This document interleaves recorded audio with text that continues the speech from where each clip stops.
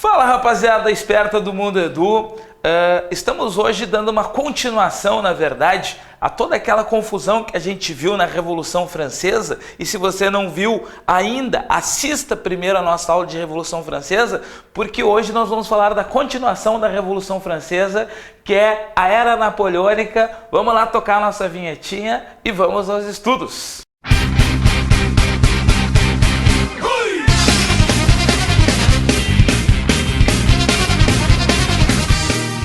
E aí, rapaziada, beleza? Nós vamos estudar hoje então sobre o Napoleão Bonaparte, o homem que se transformou no mito da Revolução Francesa, o homem que consolidou as conquistas burguesas da Revolução Francesa.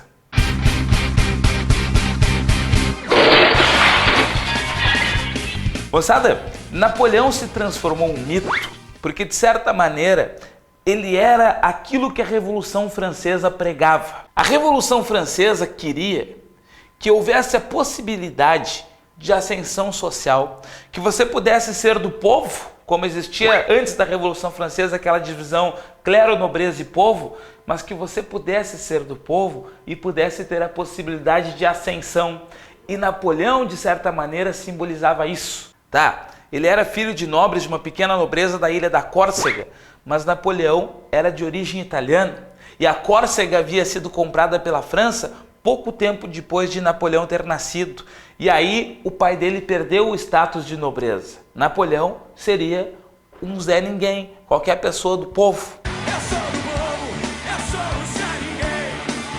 Aqui embaixo as leis são diferentes. Mas Napoleão conseguiu ainda, por alguns contatos do seu pai, adentrar a escola militar francesa para se tornar um dia oficial do exército francês, coisa que era reservada aos nobres. Só que, moçada, na escola de oficiais, Napoleão não era destaque. De uma turma de 53 alunos, Napoleão se formou em 47º. Ai, que burro, dá zero pra ele. Napoleão tinha um sotaque arrastado, puxando para o italiano, se adaptando ao francês. E Napoleão era baixinho e tetudo. Ai, moçada, o que tu tem contra quem é baixinho e tetudo? Gente, nada contra quem é baixinho e tetudo. Eu sou amigo do Giba.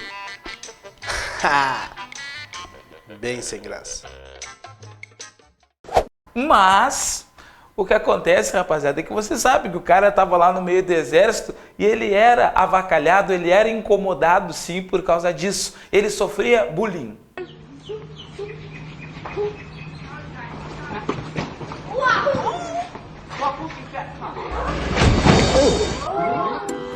Mas, moçada, Napoleão, que inclusive depois de formado chegou a estar próximo dos jacobinos, foi preso em meio às idas e vindas da Revolução Francesa, quando na verdade os girondinos tomaram o poder. E Napoleão encontrou oportunidade de ascensão e de liberdade quando deu a invasão inglesa a Toulon, na França, nos anos finais da Revolução. Foi aí que Napoleão, oficial do exército que era, ganhou a oportunidade de comandar uma tropa contra os invasores ingleses. E Napoleão se destacou. E Napoleão, a partir de então, começou a crescer no exército francês. Era uma época de guerras. E como Napoleão estava se destacando frente à contenção das invasões dos inimigos da França que queriam derrubar a Revolução, Napoleão cresceu rapidamente no exército. Com 25 anos, Napoleão já era general do exército francês. E aos poucos ia se construindo o mito daquele homem que era para ter sido um homem simples e vai se tornar um dia o imperador da França, coisa impossível no antigo regime. Claro, rapaziada, Napoleão Bonaparte não era bobo. Ele vai criar um jornal que falava bem dele. Ele vai começar a se destacar nas campanhas militares e passa a ser adorado pelo exército. Esse Napoleão, adorado pelo exército, que faz propaganda de si, é respeitado pelos políticos franceses e temido pelos inimigos da França. Corre a lenda, moçada, que na Inglaterra, no início do século XIX, quando as crianças não queriam ir dormir, as mães diziam: "Ah, tu não quer dormir então? O Napoleão Bonaparte vai vir aí, tu vai ver." E as criancinhas em inglês apavoradas: "Oh my God, fuck, oh, I go sleep now." No auge da pressão contra a Revolução, quando inimigos de todos os lados ameaçavam derrubar o processo da França, Napoleão, que estava em campanha militar no Egito para combater os inimigos ingleses, volta e dá o seu golpe de Estado, o golpe do 18 Brumário de Napoleão Bonaparte. Moçada, Napoleão Bonaparte assumiu o poder em 1799 para garantir as conquistas da burguesia. Por isso, alguns historiadores ainda dizem que a alta burguesia girondina que estava no poder e que sofre o golpe de Napoleão, na verdade ela não sofre o golpe, ela é beneficiada com o golpe de Napoleão. Porque a partir de então, moçada, Napoleão estabeleceria o seu domínio de 16 anos sobre a França, em que ele começaria, além de consolidar as conquistas da burguesia, a desenvolver a Revolução Industrial naquele país. Mas o governo de Napoleão Bonaparte começa sob o regime do consulado, de 1799 a 1804, quando Napoleão já começa a operar as transformações na França. Eram 3 cônsules, rapaziada, tá? Napoleão e mais 2. Só que em 1802, Napoleão já havia se transformado em cônsul vitalício, ou seja, na verdade, Napoleão é que mandava e os outros 2 apareciam como fantoches de Napoleão para dizer que era um governo mais amplo. Nesses primeiros anos aí, rapaziada, Napoleão conseguiu um acordo de paz com a Inglaterra, fez a concordata com a igreja, reconhecendo que a França não era mais um país católico, que havia rompido com a igreja, mas que a França era um país de maioria católica para agradar ao Papa. Napoleão estabilizava todo o processo da Revolução através de um forte militarismo, fazia a paz com os inimigos e, enquanto isso, Napoleão começava um processo de modernização para a França. O Banco da França, que vai financiar as indústrias que vão aparecer na França, as obras públicas da França, com estradas, com escolas, Napoleão começava a desenvolver a França para levá-la para a Revolução Industrial. No meio disso, moçada, Napoleão também cria o Código Civil Napoleônico, um código onde se garantiam as liberdades burguesas de investimento, de comércio, onde se garantiam as liberdades religiosas e onde, rapaziada, por exemplo, se proibiam as greves. Então você tem que lembrar de Napoleão como um governo pró-burguês, mas que o operariado francês estará sofrendo por exemplo, não poder se manifestar para pedir aumentos de salário.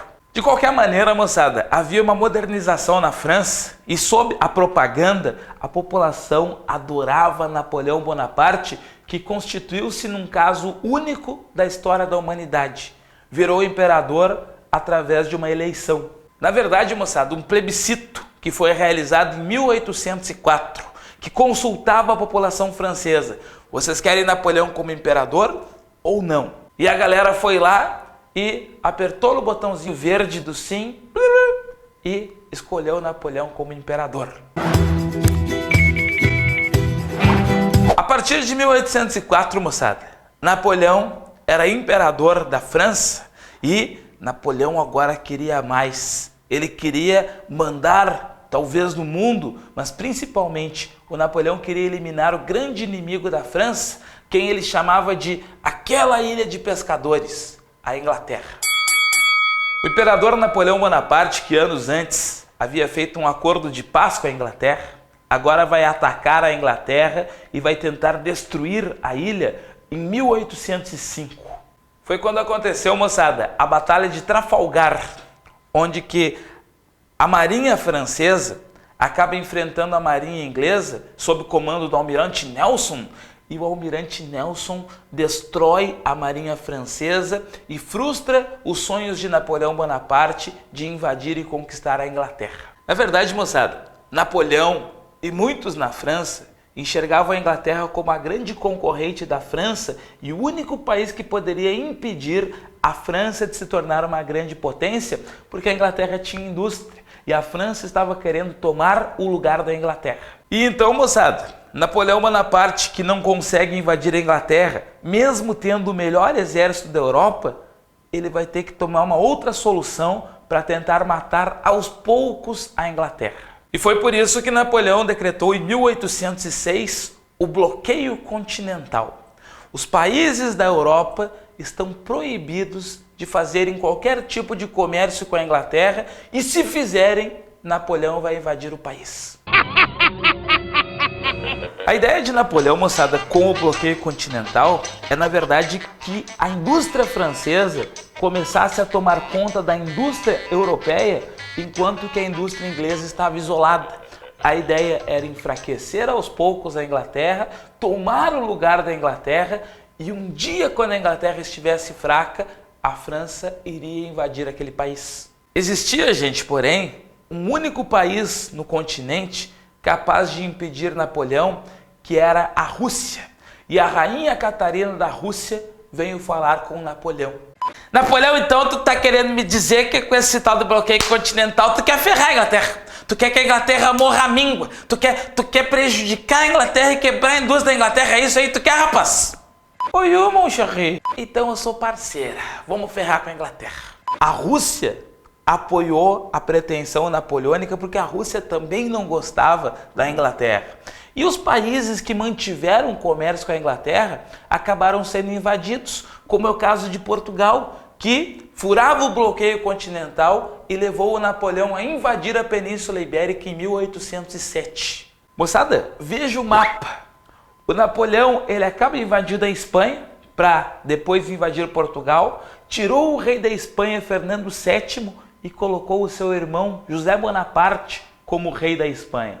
O Napoleão invadiu uma região ao norte, que fica a Holanda. O Napoleão invadiu uma parte da Itália e fez alianças com outras regiões, montando praticamente um grande domínio sobre o continente europeu. Nesta época, moçada, Napoleão talvez fosse o homem mais temido e mais poderoso do mundo. Dominava uma parcela significativa da Europa, havia bloqueado a Inglaterra e a indústria francesa crescia. Porém, a indústria francesa, moçada, não conseguiu substituir a indústria inglesa, que já tinha mais de um século de avanço, e Napoleão não conseguia fazer o abastecimento do mercado europeu com satisfação. E foi basicamente por isso que em 1811 a Rússia abandonou o bloqueio continental e voltou a fazer comércio com a Inglaterra, magoando Napoleão Bonaparte.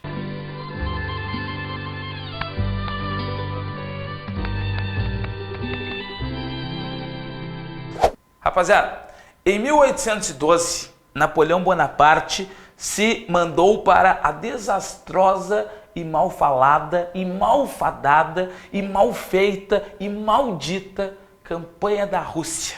Falei todos esses adjetivos porque foi na Rússia que o Napoleão se f***.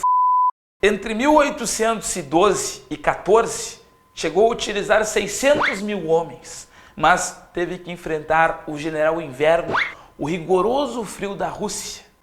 Enfrentou as guerrilhas, enfrentou a distância entre a França e a Rússia e enfrentou a política de terra arrasada.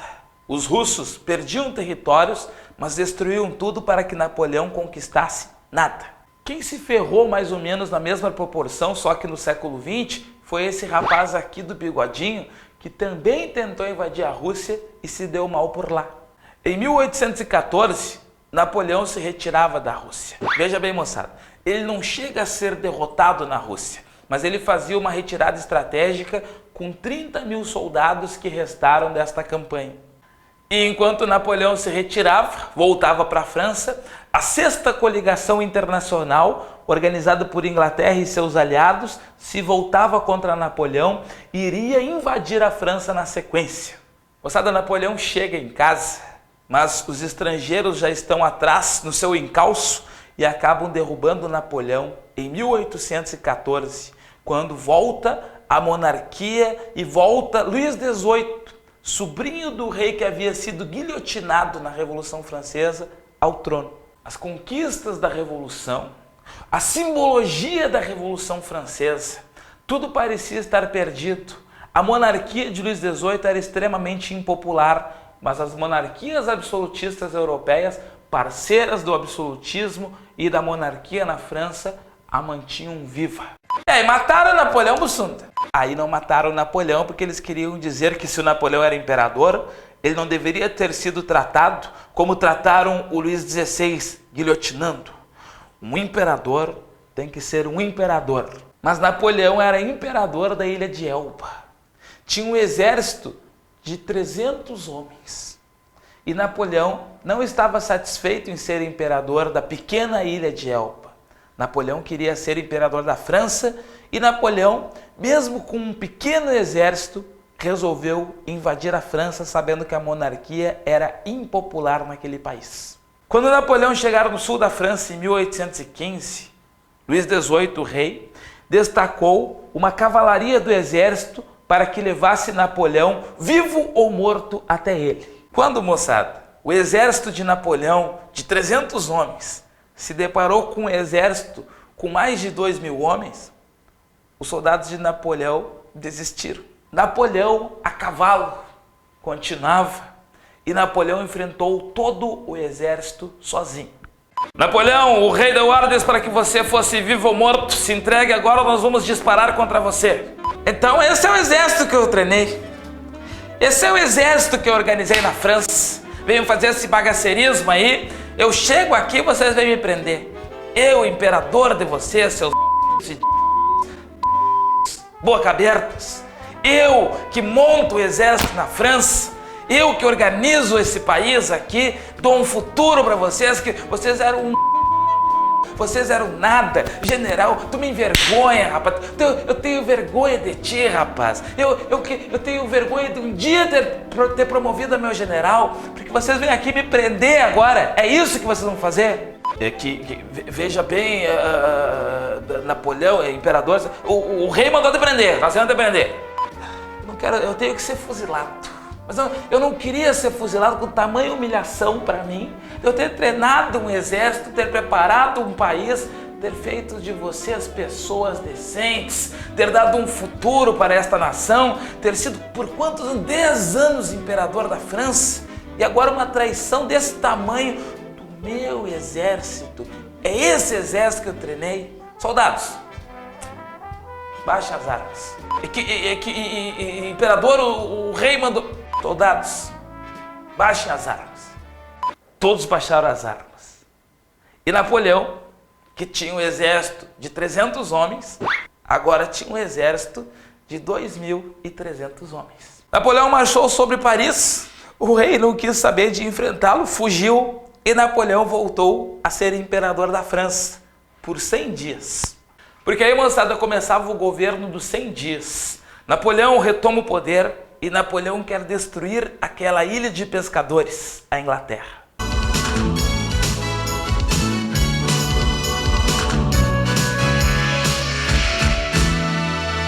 O plano de Napoleão era o seguinte: invade a Bélgica, toma a marinha belga e invade a Inglaterra e destrói o país de qualquer jeito. Foi na Bélgica que aconteceu a última batalha de Napoleão Bonaparte, a Batalha de Waterloo, em 1815. O pior, moçada, que o Napoleão estava humilhando o exército inglês que foi à Bélgica para proteger o país. E se não fosse chegar o exército da Prússia no último instante pela retaguarda, Napoleão teria vencido a batalha, teria roubado a marinha belga e talvez tivesse invadido a Inglaterra e quem sabe fosse o imperador do mundo até hoje. Mas Napoleão foi derrotado, capturado e de novo se tornou imperador de uma ilha. A ilha de Santa Helena agora, porém, fortemente vigiada pelos ingleses, e lá Napoleão morreu em 1821. A monarquia voltava à França, Luís XVIII, que havia fugido, agora era rei de novo, e nesse meio tempo, moçada, os países absolutistas, apavorados com todo o processo da Revolução Francesa e também com Napoleão, que expandiu suas ideias pela Europa, estavam se organizando no Congresso de Viena. Moçada, o Congresso de Viena de 1814 e 1815 começa quando Napoleão é derrotado pela primeira vez, dá um tempo e volta quando Napoleão é derrotado na Batalha de Waterloo. Nós tínhamos aí, moçada, a reunião dos países absolutistas. São os países que querem conservar o antigo regime, são os países que querem manter o clero e a nobreza no poder e evitar novos processos como a Revolução Francesa. Áustria, Prússia, Rússia e mesmo a Inglaterra estiveram envolvidos nessa tentativa de controlar as forças progressistas dentro da Europa. As forças conservadoras, o Congresso de Viena, as forças progressistas, a burguesia influenciada pela Revolução Francesa e incentivada pelas invasões napoleônicas. O absolutismo tentava se manter vivo, moçada, e os países do Congresso de Viena se pautaram em algumas ações e em alguns princípios. A restauração e a legitimidade. Vamos restaurar os reis e territórios que eram legítimos antes da Revolução Francesa. Foi aí que o Fernando VII voltou à Espanha e diversos governos voltaram a existir de novo no contexto europeu, que eram governos derrubados pelas invasões napoleônicas. Adotou-se o princípio do equilíbrio. Não queria se deixar que existisse mais uma nação que destoasse tanto das demais como foi a França, para evitar uma nova Revolução Francesa. Foi aí que o Congresso de Viena organizou as Províncias Unidas, que a gente chama de Holanda aqui, e organizou a Confederação Germânica, que mais tarde deu origem à Alemanha, para evitar que existissem países muito fracos ou muito fortes. E o Congresso de Viena se pautava na solidariedade. Os países absolutistas, para evitar novas revoluções francesas, teriam que se unir e se ajudar. O principal fruto dessa solidariedade, moçada, foi a criação da Santa Aliança, o exército dos países absolutistas. Rapaziada, a Santa Aliança, ela serviria para evitar novas revoluções liberais e ela chegou realmente a intervir em países como a Espanha em 1820. A Santa Aliança almejou, inclusive, um dia, se fosse necessário, invadir a América para manter a América no status colonial. Sobre a invasão da América, em 1823, os Estados Unidos diziam: "The America for Americans", América para os americanos. A doutrina Monroe, do presidente James Monroe, se colocava contra qualquer tipo de invasão à América. Mas quem garantiu que os europeus não saíssem do seu continente para vir para o nosso continente, na verdade, foram os ingleses. Moçada, a Inglaterra se beneficiava muito com as independências americanas porque ela abriu um vasto mercado no Brasil e em todos os países da América Latina a partir do processo de independência.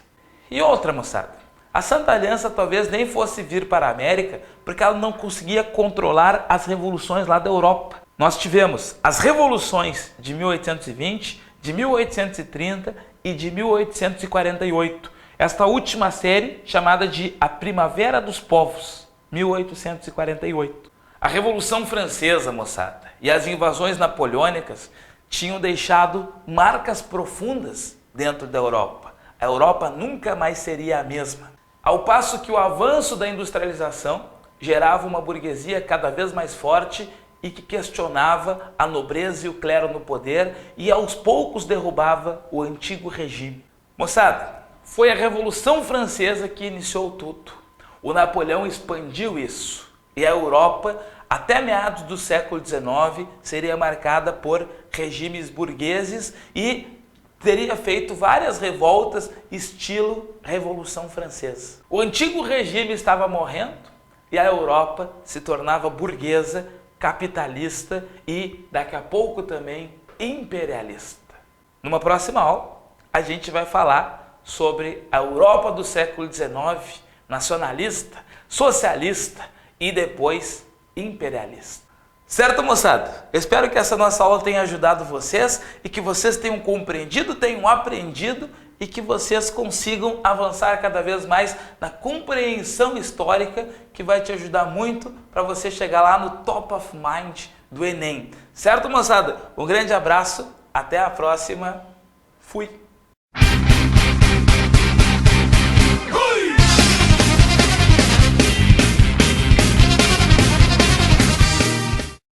Tenho que dar um jeito de voltar.